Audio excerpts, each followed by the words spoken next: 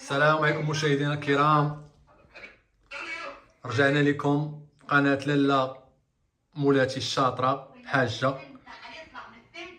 وجدنا واحد العشاء خفيف، الكفتة بالبصلة والروز بالبصلة، طبسين ليا وطبسين الوالدة، وهذا الخبيز ديال الدار يا سلام، وعصير لافوكا بالبنان.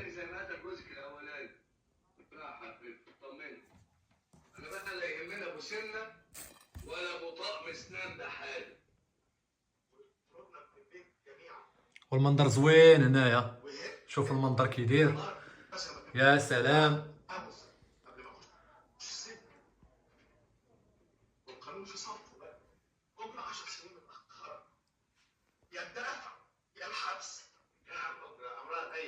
هنايا راه كنتفرجوا غير من بعد المرات من الشرجم ديال الصالون، كيبان فيه كلشي، منظر زوين.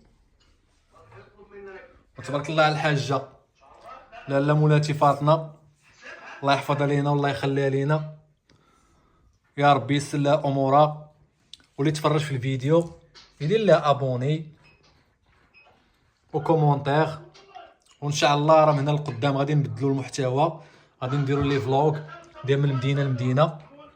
دعوا معنا ان شاء الله بشي طوموبيل جديده، وغنولوا نسافروا من مدينه لمدينه ان شاء الله، وغنصوروا لي فلوغ جداد، ولما لا العالم كامل ان شاء الله باذن الله، كلشي قريب عند الله.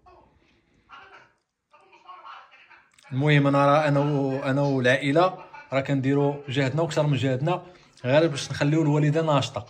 هذاك الشيء علاش كنحاولوا نديروا اي حاجه نصوروها ونلوحوها في القناه ديالها باش الوالده تفرح. ملي كتشوف هذا الشيء الوالده كتفرح. والله يحفظها لينا والله يحفظ لكم والديكم نتوما ويخليهم لكم. وشكرا على المشاهده، وشكرا على لي كومونتير لي لايك، ونضرب لكم موعد في فيديو اخر ان شاء الله باذن الله. شكرا لكم بزاف، مع السلامه. نخليكم مع المنظر الجميل.